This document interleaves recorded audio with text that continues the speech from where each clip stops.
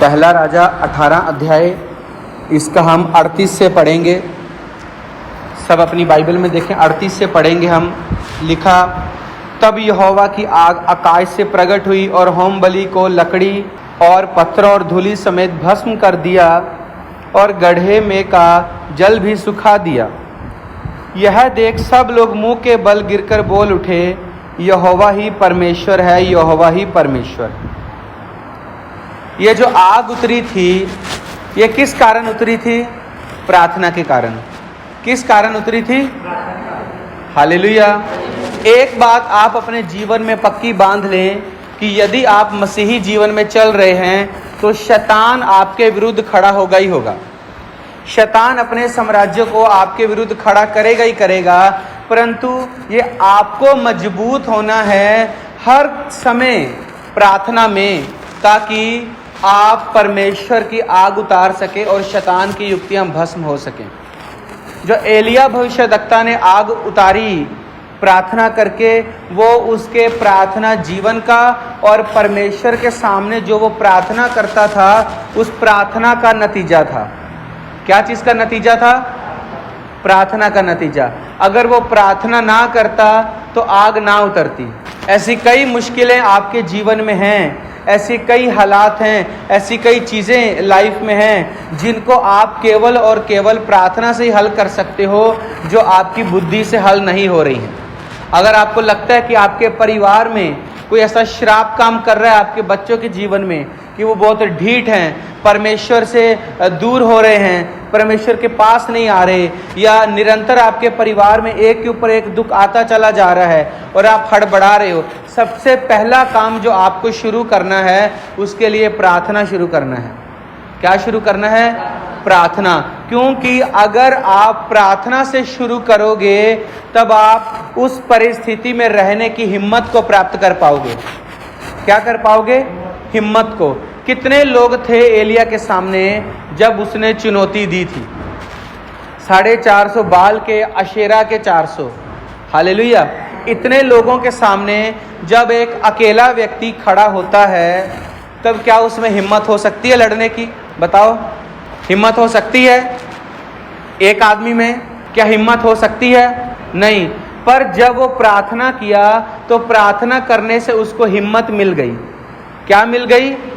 हिम्मत मिल गई। परमेश्वर ने हमें बाइबल में कहा है कि तुम निरंतर प्रार्थना करना, तो उसने हमें प्रार्थना क्यों कहा है? इसलिए नहीं कहा है कि जैसे अन्य जाति जो लोग जो एक जिम्मेदारी समझते हैं, सुबह शाम आप भी इसी तरह बस एक फॉर्मेलिटी निभा दो। परमेश्वर ने फॉर्मेलिटी निभाने वाली प्रार्थना नहीं, उसने फॉर्मेलिटी पूरी करने के लिए नहीं कहा है। उसने जो आपको प्रार्थना करने के लिए कहा है, उसके पीछे एक बड़ा कारण है। हालेलुया। क्या है? बड़ा कारण है, बड़ा उद्देश्य है। ये कोई फॉर्मेलिटी नहीं है कि हम बाकी संसार की तरह हम भी प्रभु को 5 मिनट खुश कर देते हैं फिर अपनी मर्जी से नहीं। परमेश्वर ने जो अपने लोगों को कहा है कि तुम लोग प्रार्थना करते रहना, उसके पीछे एक बहुत बड़ा कारण है। कारण ये है, शैतान का साम्राज्य आपके विरुद्ध एक्शन लेता है, और ऐसे लोग जो प्रभु को नहीं जानते, आपसे घृणा करते हैं, उनके बीच में से होके शैतान आपको तंग और परेशान करता है। अब हम कसूर निकालते हैं सामने वाले व्यक्ति का कि इसने ऐसा कर रहा है, लेकिन बात यह है कि हम भी प्रार्थना की कमी के कारण जीत नहीं पा रहे हैं। हालेलुया। प्रार्थना जीवन को आपको बढ़ाना पड़ेगा, मेंटेन करना पड़ेगा, क्योंकि प्रार्थना हमारे आत्मिक जीवन के लिए भोजन का काम करती है, ऊर्जा का काम करती है। तो प्रभु यीशु मसीह ने जो प्रार्थना करने के लिए हमें कहा, जो बाइबल में वचन लिखा कि निरंतर प्रार्थना में लगे रहो, परमेश्वर का धन्यवाद निरंतर करते रहो, उसका कारण यह है, प्रभु को पता है कि तुम अगर निरंतर प्रार्थना करोगे तो तुम्हें एनर्जी मिलती रहेगी, तुम्हें ताकत मिलती रहेगी, तुम कॉन्फिडेंस से भरे रहोगे, तुम्हें दिशा मिलती रहेगी और तुम सकारात्मक विचारों से घिरे रहोगे और पूरा ताकत और बल और ऊर्जा के साथ तुम आगे जीवन में हालातों का सामना कर पाओगे। पर अगर आप प्रार्थना नहीं करोगे तो आपका सांसारिक दिमाग काम करने लगता है, और जब आप प्रार्थना में बढ़ते हो तब आपका आत्मिक दिमाग काम करता है। हालेलुया। जब प्रार्थना नहीं करते तो क्या काम करता है? सांसारिक दिमाग। और जब प्रार्थना करते हैं, बढ़ते हैं, तब क्या काम करता है? आत्मिक दिमाग। अगर आप हालातों और चुनौतियों के सामने खड़े हो और वहां आपके आत्मिक विचारों की ज़रूरत है, आत्मिक मन की ज़रूरत है, आत्मिक मन के साथ समझने की ज़रूरत है, परंतु आपने प्रार्थना जीवन नहीं है, प्रार्थना नहीं किया है और आत्मिक मन जो है बुझ गया और जो संसारिक मन है वो ऊपर आ गया, तो वो संसारिक मन आपको वैसा नहीं दिखाएगा जैसा परमेश्वर दिखाना चाहता है। वो आपको वो दिखाएगा जो आपका संसारिक मन खुद देखना चाहता है। Hallelujah, hallelujah. अब संसारिक मन तो ये कहता होगा एलिया का कि तू इतने सारे लोगों और उनके राजा के सामने खड़ा मत होना, क्योंकि जो इन लोगों पर अकाल पड़ा था 3.5 साल का, उसका श्राप भी एलिया ने दिया था। जब ये आग उतारने वाली घटना हो रही है, इससे 3.5 साल और पीछे जब आप जाओगे तो वो राजा जो था, जो उसकी पत्नी थी, बहुत ज्यादा दुष्ट स्त्री थी। वो परमेश्वर के नबियों को घात करती थी और जो टोना जादू करते हैं उनको बढ़ावा देती थी। जो झूठे भविष्यद्वक्ता होते हैं, जो बाल के पुजारी थे, उनको बढ़ावा देती थी और परमेश्वर के भक्तों को, परमेश्वर के भविष्यद्वक्ताओं से नफरत करके उन्हें तलवार से मरवाती थी। हालेलुया। तो और पूरा रंगरलिया में रहती थी, पूरा पाप और दुष्टता से भरी थी और सारे देश से वैसा ही गलत काम करवाती थी। हालेलुया। तो परमेश्वर का एक भक्त एलिया एक दिन उसके सामने जाके उसको धमकी दिया था। इसके पति को सामने जाके वो धमकी दिया था कि जो तुम लोग ये गलत काम कर रहे हो, तुम लोग बारिश के लिए तरस जाओगे, देश में फसल नहीं होगी, ना भूमि में ओस पड़ेगी, तुम्हें कुछ नहीं मिलेगा। क्यों? उसने कहा मैं परमेश्वर का भक्त हूं तो ये बात कह रहा हूं, ना तो ओस पड़ेगी ना बारिश गिरेगी, देश में इतना अकाल और सूखा होगा कि तू देख लेना, जो तुम पाप और ये सब किए हो अब ऐसा होगा। इतना कह के एलिया वहां से चला गया और ठीक 3.5 साल अगले पूरे अकाल के दिन रहे। नाले सूख गए, जलाशय सूख गए, भूमि में ओस गिरनी बंद हो गई। इंसान के लिए खाना छोड़ो, घोड़ों और गधों, खच्चरों के लिए भी घास नहीं मिल रही थी। हालेलुया। इंसान का भोजन क्या होता है? गेहूं, चावल या जो लोग भी वो खाते होंगे। अब जानवर के लिए घास तो कहीं भी आ जाती है ना, तो इंसान का भोजन छोड़ो, वहां जानवरों के खाने के लिए घास भी नहीं मिल रही थी। इतना ज्यादा सूखा हो गया था, इतना गंभीर, इतना भीषण अकाल वहां पर हो गया था। तो जब उसके बाद परमेश्वर ने 3.5 साल के बाद एलिया को बोला, अब जा, अब उन लोगों के ऊपर एक विपत्ति आई है, अब तू उन लोगों को बोल जाके कि अगर तुम अभी भी उसी बाल के पीछे चलना चाहते हो तो चलो, और अगर परमेश्वर के पीछे चलना चाहते हो तो परमेश्वर के पीछे चलो। पर वो लोग हो सकता था एलिया की बात ना मानते, इसलिए उन्होंने बीच में शर्त रखी कि जो आग गिरा के उत्तर देगा वही परमेश्वर ठहरेगा। ये उन्होंने बीच में बात का एक वो रख लिया, चैलेंज रख लिया, चुनौती रख लिया। हालेलुया। अब बात यह है कि एलिया इतनी बड़ी चुनौती लेके इतने सारे लोगों के सामने गया है, 850 लोग, राजा भी। हालेलुया। तो जिस व्यक्ति ने श्राप देके उस देश का इतना बेड़ा गर्क कर दिया हो, अब वही व्यक्ति अगर उनके सामने दोबारा फिर परमेश्वर का वचन लेके जाएगा तो उसको डर लगना चाहिए कि नहीं? संसारिक मन क्या बोलेगा? डर लगना चाहिए। क्या बोलेगा?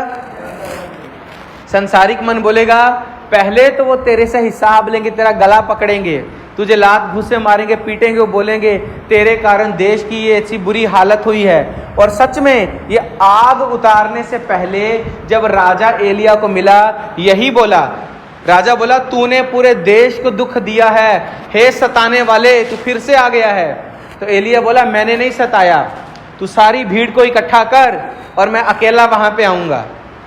तो एलिया सोच सकता था ना, अभी राजा ने मेरे को धमकी दिया है, अब मैं फिर उनके सामने चल जाके खड़े अगर हो जाऊंगा तो पहले तो वो मेरे से मारपीट करेंगे, हो सकता है मुझे मार डालें, हो सकता है कि नहीं।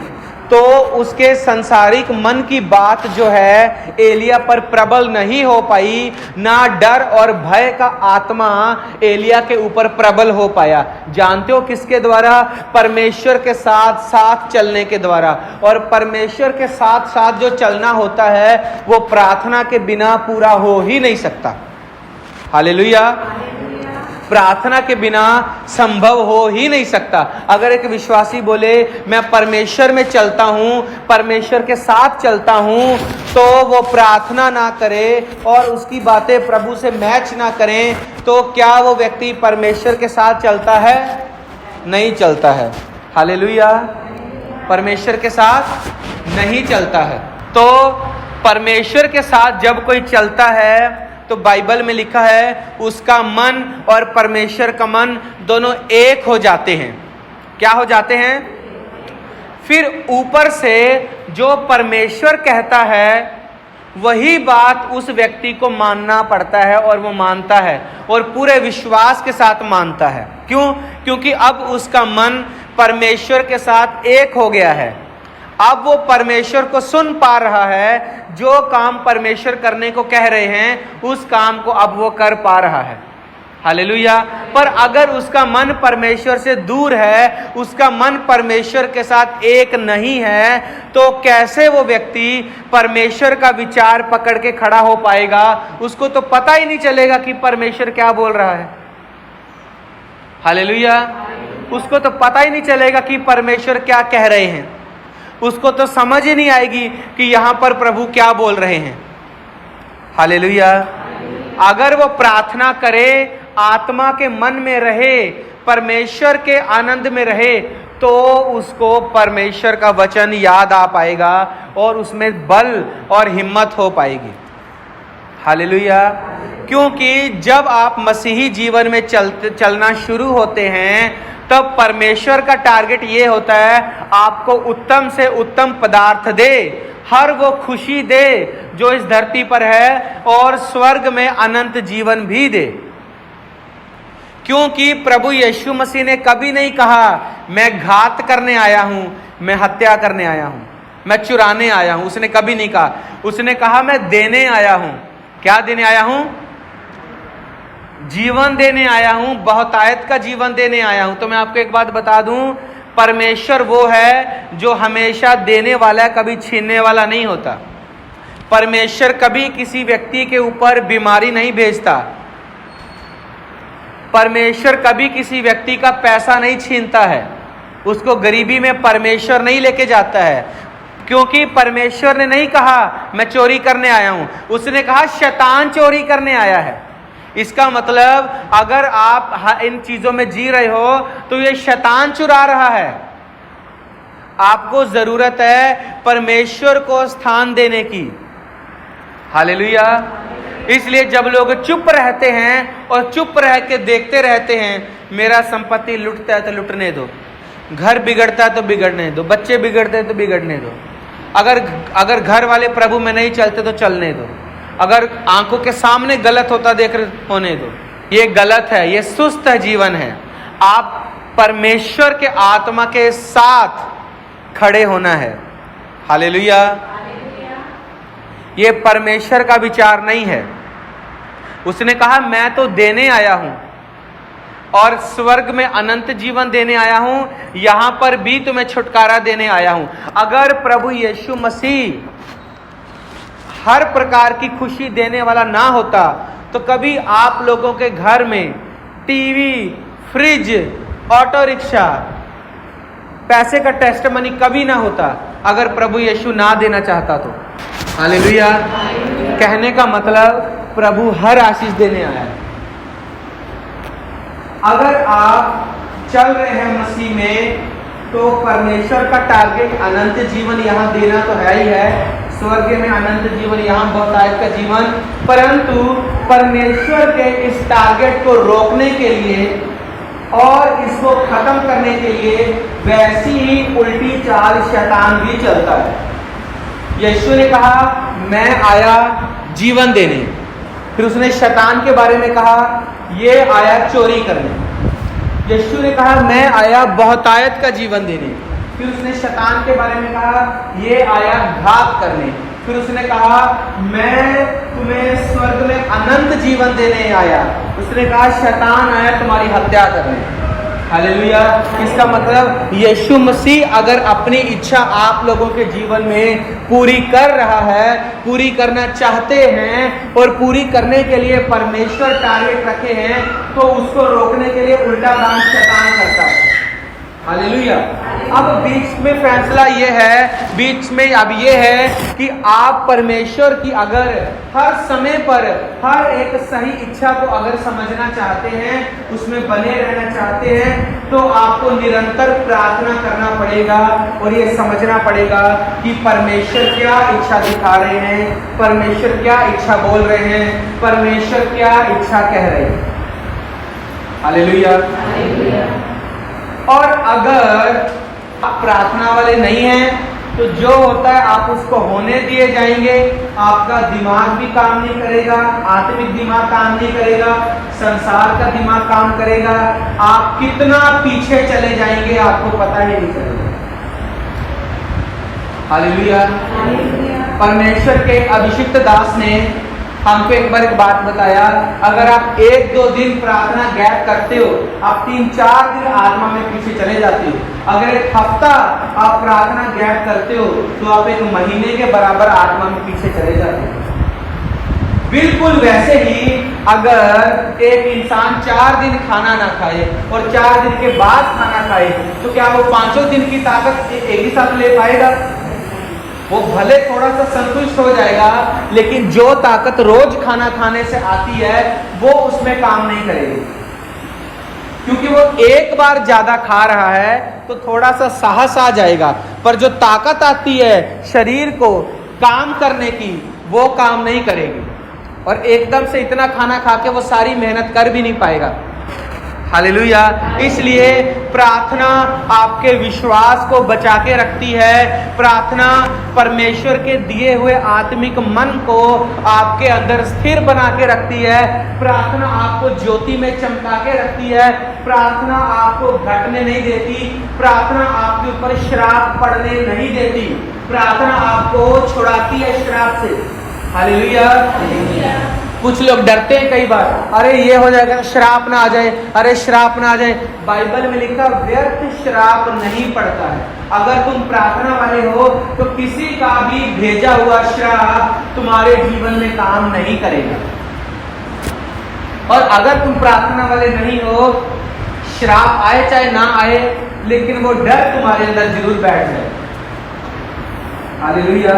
और वो डर क्या किसी श्राप से कम है क्या? एकदम दिमाग को डरा के घबरा के आपको फंसा के रख दिया। हालेलुया।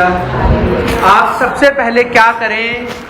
प्रार्थना के द्वारा परिस्थिति को हैंडल करना सीखें। क्या करना सीखें? परिस्थिति को हैंडल करना सीखें, परिस्थिति पे काबू पाना सीखें। जो डर का माहौल बनता है, जो चिंता और घबराहट बनती है, सबसे पहले और उस चिंता और उस घबराहट को काबू करना सीखें, फिर आपको उसमें से निकलने का रास्ता भी मालूम पड़ जाएगा। अगर आप घबराहट में हैं, आपको सही रास्ता मालूम नहीं पड़ेगा। ये सेम होता है हमारे जीवन में, हमारे घरों में, हमारे परिवारों में, हमारे जीवन के परिस्थितियों में जिनसे हम घबराते हैं, बीमारियों में, डर के आत्मा में, ये सारी चीजें वैसे काम करती हैं। सबसे पहले उस परिस्थिति को काबू में करें। जब वो परिस्थिति काबू हो जाएगी, तब आप उस पर अधिकार प्राप्त करके उसको निकाल पाओगे। जब आपका उसके ऊपर काबू ही नहीं होगा, आप उस परिस्थिति को निकाल नहीं पाओगे। हालेलुया। एक बात बताइए, सर्कस में जंगल होता है, सर्कस में या पिंजरा जो चिड़ियाघर होता है, जू होता है, उसमें शेर होता है कि नहीं होता? देखा है कभी कोई? मैं देखा हूँ कई बार। सर्कस में शेर अलग अलग करतब दिखाता है। जैसे इंसान आज्ञा देता है छड़ी मार के, शेर बिल्कुल वैसा करता है।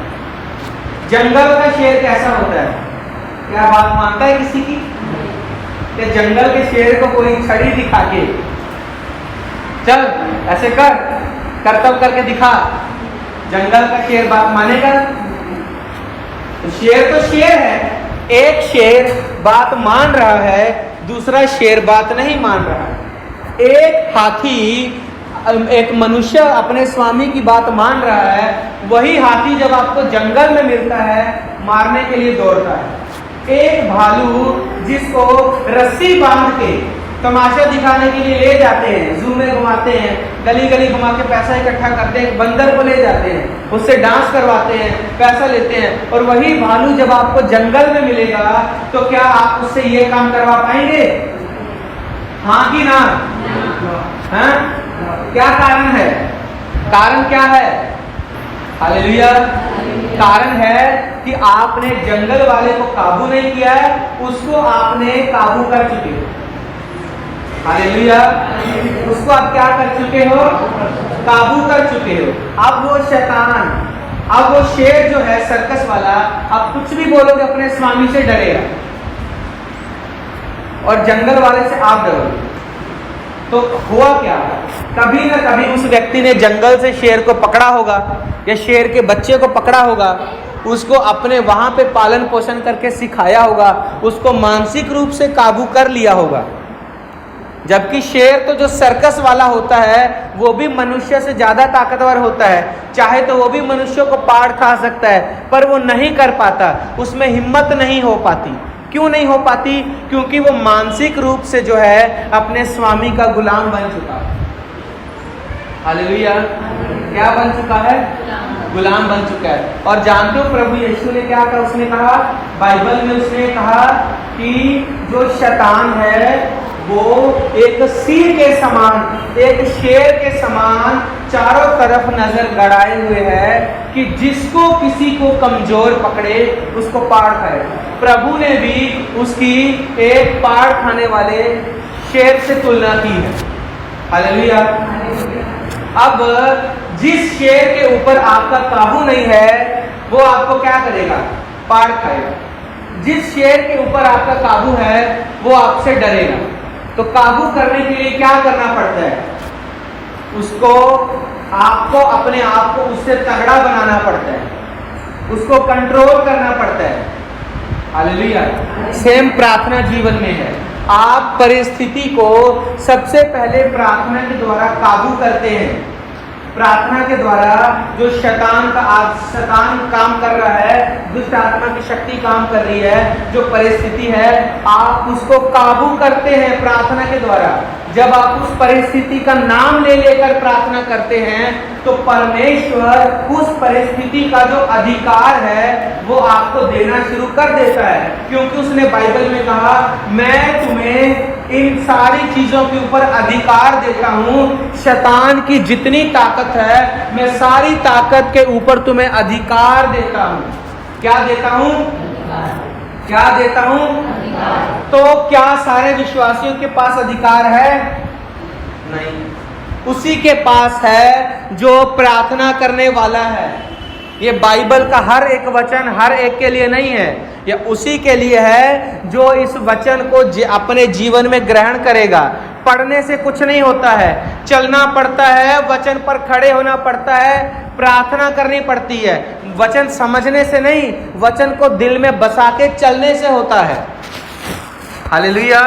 दिमागी ज्ञान तो बहुत लोगों को होता है बाइबल का, हमसे ज्यादा उनको है जो बाइबल कॉलेज से पढ़कर आए हैं, पर सामर्थी काम उसी के द्वारा होता है जो आत्मा से भी तैयार होके चलता है।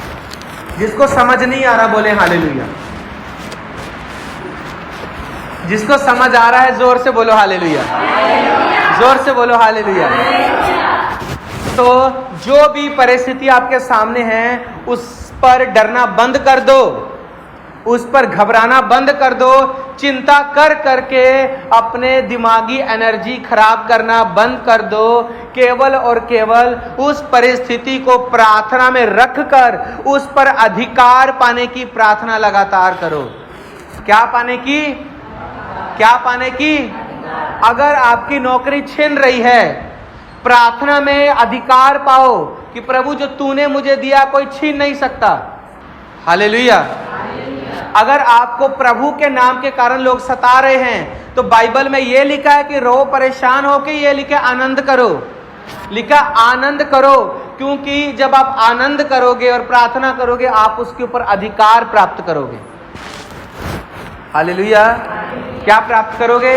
अधिकार प्राप्त करोगे। एलिया भविष्यद्वक्ता प्रार्थना जीवन में बहुत मजबूत था, इसीलिए उसको उन सारे झूठे भविष्यद्वक्ताओं के ऊपर एक अधिकार प्राप्त हो गया कि जब एलिया खड़ा हुआ कोई भी व्यक्ति उस पर हाथ नहीं मार सका।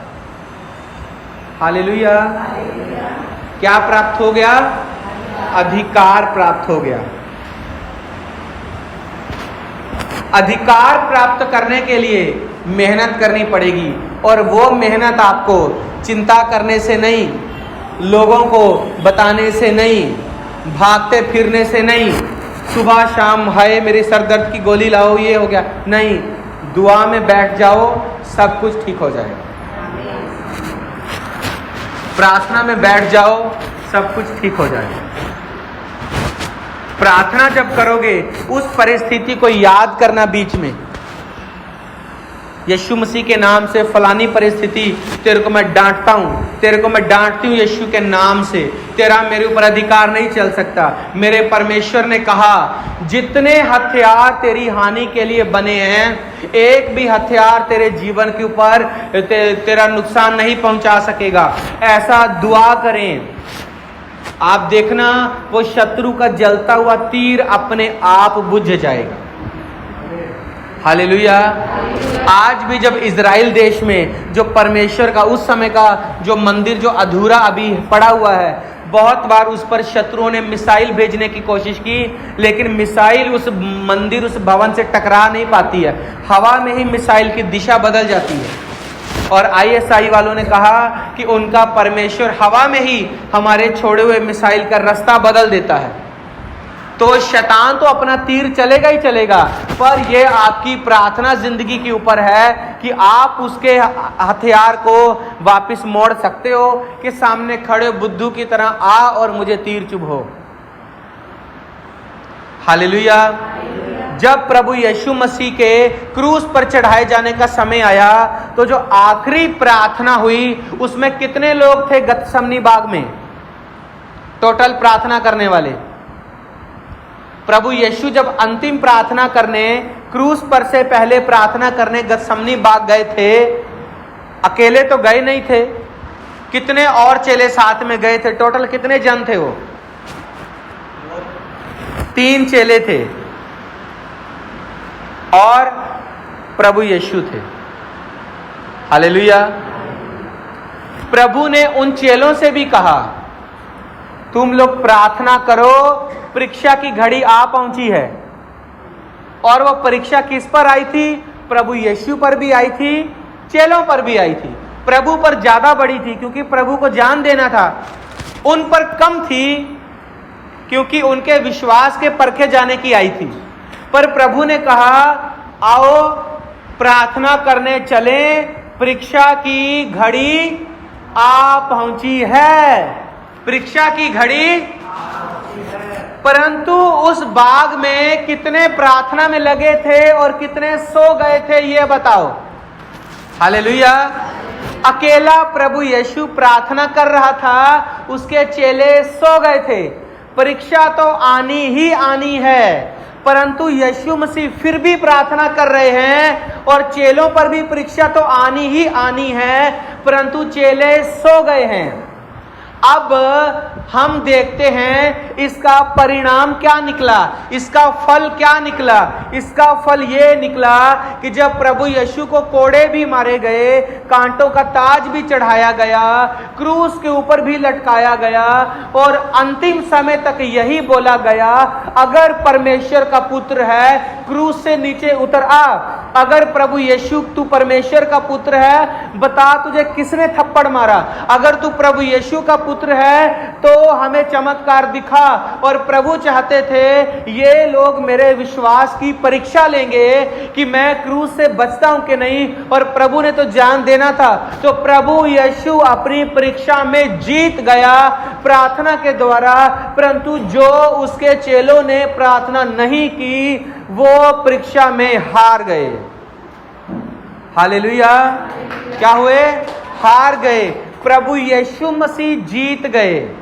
और उसने देखा, पहली बार प्रभु प्रार्थना कर रहे हैं, हे पिता अगर तू चाहे ये परीक्षा टल जाए, नहीं तो तेरी मर्जी पूरी हो, मैं तेरे लिए तैयार हूं। ऐसा प्रभु बोल रहे हैं। चेले थोड़ा सा पीछे हैं, चेलों को भी ये प्रार्थना करनी चाहिए। प्रभु आगे हैं, हे प्रभु, हे परमेश्वर, परीक्षा की घड़ी आ पहुंची है, हमें बचा के रखना, हमें भटकने से बचा के रखना। प्रभु यीशु को हिम्मत देना, हमारी सुरक्षा करना, हमारा विश्वास ना भटके। उनको अपने लिए करना था, प्रभु को भी अपने लिए करना था। प्रभु अपने लिए प्रार्थना लगातार कर रहे हैं। जब अब उसको चिंता हुई अपने चेलों की भी, तो जैसे ही प्रभु वापस गए देखा चेले सो रहे हैं। तुम लोग मत सो, प्रभु बोले मत सो, तुम लोग जागो, तुम लोग प्रार्थना करो, परीक्षा की घड़ी आ पहुंची है। ठीक है प्रभु, करते हैं। उठ गए। फिर प्रभु आए, फिर प्रार्थना किए। फिर थोड़ी देर बाद जाके देखे, फिर उनको सोता पाया। अरे घड़ी आ पहुंची है, प्रार्थना करो, प्रार्थना करो, प्रार्थना करो, परीक्षा आ पहुंची है। शैतान तुम्हें फटकेगा, शैतान तुम्हें मारेगा, शैतान तुम्हारे विश्वास को गिराने की कोशिश करेगा। तुम लोग मेरा इनकार करके भाग जाओगे कि तुम लोग मेरे को नहीं जानते। ऐसा काम शैतान करवाना चाहता है। प्रार्थना करो तो हिम्मत मिलेगी, तो बचे रहोगे। हाँ प्रभु करेंगे, नींद भरी आंखों से। हाँ प्रभु करते हैं।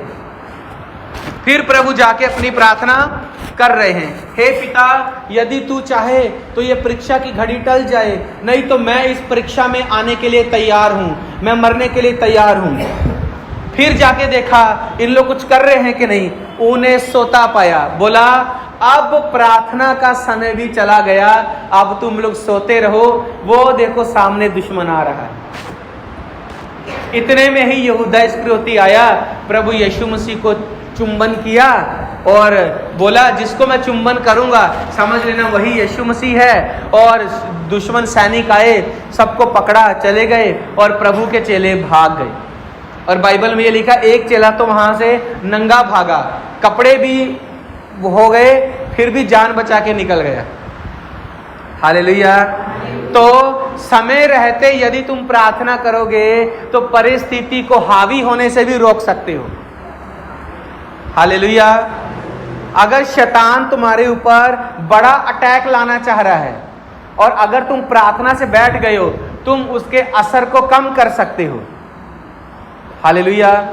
अभी जो बड़ी बड़ी महाकाल, बड़े बड़े जो अकाल आते हैं, बड़े बड़े समस्याएं आती हैं, उसमें जब प्रार्थनाएं की जाती हैं तो उसके असर कम भी हो जाते हैं। और अगर प्रार्थनाएं की ही नहीं जाती तो क्या होता है, मरते हैं। कोरोना काल में सबसे कम क्रिश्चियन लोग मरे हैं। मैं उस क्रिश्चियन की बात नहीं कर रहा हूं जो प्रार्थना वाला नहीं है, मैं उसकी बात कर रहा हूं जो आत्मिक है और प्रार्थना वाला है। क्योंकि हमने खुद गवाहियां देखी हैं, लोग प्रार्थना के द्वारा कोरोना बीमारी से भी बाहर आए हैं, हमने देखा है। हालेलुया। और ऐसा नहीं मौखिक रूप से किसी ने बोल दिया तो ठीक है, रिपोर्ट भी देखा है। क्या देखा है? रिपोर्ट भी देखा है। मैं अक्सर आप लोगों को एक गवाही बताया करता हूं कि जब हम लोग शुरू में जवान भाई जब प्रार्थना में इकट्ठे होते थे, हम जगह जगह प्रार्थना के लिए सब लोग जाया करते थे। एक दिन हम लोग एक गांव में गए, एक बूढ़ी माता मिली। बूढ़ी माता को कैंसर था, उसके गुप्त अंग से मांस का एक बड़ा टुकड़ा बाहर आके लटक जाया करता था, गुप्त अंग से। तो वो कैंसर था और उसी बीमारी से उस बूढ़ी माता के घर में और भी 2-3 लोग मर चुके थे। हालेलुया। अब सेम बीमारी से वो बूढ़ी माँ भी गुजर रही है, परेशान है, रिपोर्ट पकड़े, कभी डॉक्टर के पास जा रही है, कभी किसी के पास जा रही है, कभी दुआ प्रार्थना हो जाए, ऐसा बेचारी जीवन बचाने के लिए कर रही है। हालेलुया। और प्रभु की इच्छा से ही हम सब जो ग्रुप के लड़के थे, भाई थे, हम सब लोग वहां उस दिन मौजूद थे और वो बूढ़ी माँ भी वहां थी, उस चर्च में आई प्रार्थना के लिए। उसने पूरा समस्या बताया, सब किया, हम विश्वास के साथ प्रार्थना किए। हम सब ने ऐसे हाथ पकड़ के प्रार्थना का घेरा बना लिया और बूढ़ी माँ को बीच में खड़ा कर दिया और हम सब ने मिलकर शैतान को डांटा, बीमारी को डांटा, क्योंकि हमें पता चल गया ये बीमारी ऐसे ही बीमारी नहीं है, ये एक श्राप काम कर रहा है पूरे परिवार में, ये दुष्ट आत्मा काम कर रहा है, शैतान एक ही बीमारी से सबको नाश करना चाह रहा है, तो इसमें प्रार्थना की जरूरत है। प्रार्थना किए, प्रार्थना करके आ गए। कुछ दिन के बाद जो मांस का टुकड़ा ज्यादा लटकता था बॉडी से बाहर, वो कम हो गया। फिर कुछ दिन के बाद वो और कम हो गया, कुछ दिन के बाद वो और कम हो गया, धीरे धीरे वो पूरा शरीर के अंदर चला गया और वो कैंसर भी बीमारी ठीक हो गया। और उसके कितने साल के बाद भी उस बूढ़ी माँ को वहां के लोग देखते रहे कि अभी तक जिंदा है। डॉक्टर ने बोला था सेवा करो, मरने के दिन आ गए। हालेलुया। तो कहने का मतलब प्रार्थना एक ऐसा हथियार है जो परिस्थिति के ऊपर काबू देता है। निराश मत होइए, परंतु निराश अवस्था में भी प्रार्थना में जाइए तो निराशा भी आशा में बदल जाएगी। बाइबल में लिखा, तुम्हारा सुख आनंद में बदल जाएगा, तुम्हारा शौक आनंद में बदल जाएगा। मैं निराशा में आशा देने वाला परमेश्वर हूं। तुम घोर अंधकार की भरी तराइयों में होकर जाओगे तो भी वो तुम्हें डुबा ना सकेंगे, तुम्हें तो भी डर नहीं लगेगा। तुम समुंदर में होके जाओगे, आंधियों में होके जाओगे तो भी तुम्हें कुछ नहीं होगा। हालेलुया। प्रार्थना, केवल प्रार्थना। अब आपको क्या करना है, अपनी समस्याएं, जो भी आपके प्रार्थना निवेदन, जो भी परिस्थितियां हैं, उनको प्रार्थना में एक एक को रखना शुरू कर दो। और जब तक प्रार्थना में आनंद नहीं उतरता, विश्वास से भर नहीं जाते, एकदम बल से भर नहीं जाते, तो प्रार्थना में उठो मत तब तक।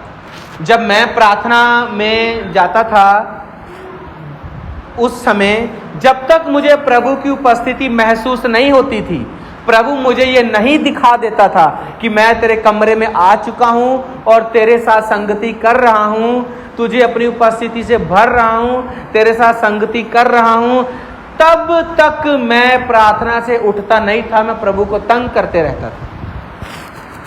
हालेलुया। तब तक, और जब प्रभु अपनी उपस्थिति देता था, मुझे एकदम बल और शक्ति और आनंद मिलता था, क्योंकि प्रार्थना जो है आपके मन के ऊपर पूरा नियंत्रण कर लेती है। फिर केवल वही होता है जो विश्वास और आत्मा से होता है, दूसरा विचार टिक नहीं पाता। प्रार्थना आपका जो मानसिक आत्मिक जीवन, जो अंदर का जीवन है, उसके लिए खुराक है। क्या है? खुराक है। और जब तक विश्वास नहीं आएगा, तब तक आप कैसे लड़ेंगे और फिर जीतेंगे कैसे? सबसे पहले तो लड़ने के लिए भी विश्वास चाहिए। विश्वास नहीं होगा तो लड़ेंगे कैसे? और लड़ेंगे नहीं तो जीतेंगे कैसे? हालेलुया। मैं ठीक बोल रहा हूं कि नहीं? समझ आ रहा है कि नहीं? जिसको समझ आ रहा बोलो हालेलुया। आंखों को बंद करो, हम 5 मिनट के लिए प्रार्थना करते हैं। आंखों को बंद करो, प्रार्थना करते हैं। एक गीत है बहुत अच्छा, आंखों को बंद रखें। आंधियां बन के आए जिंदगी में, अगर आंधियां बन के आए जिंदगी में, फिकर कौन है तेरा रचने वाला, है भरोसा तेरा किधर, कौन है तेरा रचने वाला, है भरोसा तेरा किधर, गिन के स्तुति करूं प्रभु तेरे बड़े कामों के लिए, अब तक तूने संभाला मुझे अपने मार्गों में लिए हुए, अब तक तूने संभाला मुझे अपने बाहों में लिए हुए। आमीन, हालेलुया। अगर प्रभु की बाहों में संभले रहना चाहते हो तो प्रार्थना करना शुरू कर दो। प्रार्थना करना अनिवार्य है। प्रार्थना जो है स्वर्ग को एक्टिवेट करती है। क्या करती है? एक्टिवेट करती है। स्वर्ग को आपकी ओर खींचती है, प्रभु के दूतों को आपकी ओर खींचती है प्रार्थना। हालेलुया। कुरनेलियुस क्या कर रहा था? प्रार्थना कर रहा था तो स्वर्गदूत आके खड़ा हो गया। जो व्यक्ति ये सोच के प्रार्थना करेंगे कि प्रार्थना एक मेरे आत्मिक जीवन का जरूरी है, बिना प्रार्थना में चल नहीं सकता, चाहे मेरे पास प्रार्थना विषय हो चाहे प्रार्थना विषय ना हो, मैं हमेशा प्रभु से मांगने नहीं जाता हूं, मैं तो प्रभु से प्रेम करता हूं इसीलिए प्रार्थना करता हूं। तो जो व्यक्ति ये बोलकर लगातार प्रार्थना करेगा, विपत्ति के दिन यहोवा उसकी सुन लेगा और उसको छुड़ा देगा। पर जो व्यक्ति केवल उसी समय प्रार्थना में जाएगा जिस समय उस पर विपत्ति आन पड़ेगी, तब उसको उस समय तो पता नहीं चलेगा, घबराहट ही इतनी होगी कि क्या करना है। हालेलुया। कभी भी मुसीबत आने पर प्रार्थना ना करें, प्रतिदिन प्रार्थना करें, क्योंकि प्रार्थना आपके लिए भोजन है, आत्मा के लिए भोजन है, आत्मा के लिए खुराक है। क्या आप तभी खाना खाओगे जब एकदम भूख से अल्लर हो जाओगे, या आप समय पर खाना खाते हो कि ताकि शरीर में ताकत बनी रहे, है ना, शरीर को खाना मिलता रहे? कोई ऐसा है जो बोले जब तक मैं एकदम भूख से एकदम परेशान नहीं हो जाऊंगा तब तक खाना नहीं खाऊंगा? कोई ऐसा है? आपका टाइम टेबल है, सुबह नाश्ता, दोपहर भोजन, रात का खाना, और बीच में चाय, कॉफी, पकौड़े, वो सब तो चलते ही रहता है। हालेलुया। तो जैसे शरीर को तगड़ा जिंदा रखने के लिए ये जरूरी है, उसी तरह आत्मिक जीवन को भी तगड़ा जिंदा रखने के लिए प्रार्थना जरूरी है। चाहे प्रार्थना विषय है चाहे नहीं है, प्रार्थना लगातार होनी चाहिए। हालेलुया। प्रार्थना लगातार होनी चाहिए, क्योंकि प्रार्थना आपका परमेश्वर से मेल मिलाप का जरिया है। प्रार्थना मांगने का जरिया नहीं है, प्रभु को रोके दिखाने का जरिया नहीं है। संकट के समय ऐसा याद कर लें प्रभु को नहीं, प्रार्थना परमेश्वर से मिलने का एकमात्र जरिया है। क्योंकि प्रार्थना में परमेश्वर विश्वासी के हृदय में कार्य करते हैं, उसके मन के बुझे हुए दिया को फिर से जलाते हैं, उसकी निराशा में आशा उत्पन्न करते हैं, उसके मन में विश्वास उत्पन्न करते हैं। इसलिए प्रार्थना करनी चाहिए। पर जो लोग उस समय प्रार्थना करेंगे कि जब मन चाहेगा तो करेंगे, जब प्रभु बोलेगा तो करेंगे, लगेगा तो करेंगे, तो मैं अब एक बात बता दूं, अगर आज प्रार्थना नहीं करते तो वो दिन कभी नहीं देखोगे जिस दिन प्रभु खुद बोलेगा चला प्रार्थना बैठो। पहले करना पड़ेगा, फिर परमेश्वर बात करेगा। नहीं तो सालों साल बीत जाते हैं लोगों को, लेकिन प्रभु बात नहीं करते। लेकिन जो व्यक्ति ये सोचता है कल जो होगा होगा, मेरा काम है रोज प्रभु के सामने जाना, तो प्रभु उस विश्वासी से बात करते हैं। हालेलुया। क्या करते हैं? बात करते हैं। प्रार्थना में रखें, प्रार्थना करें। गाड़ी के लिए जैसे पेट्रोल जीवन, विश्वासी जीवन के लिए वैसे ही प्रार्थना होती है। हालेलुया। आमीन। God bless you. प्रभु आप सबको ब्लेस करे।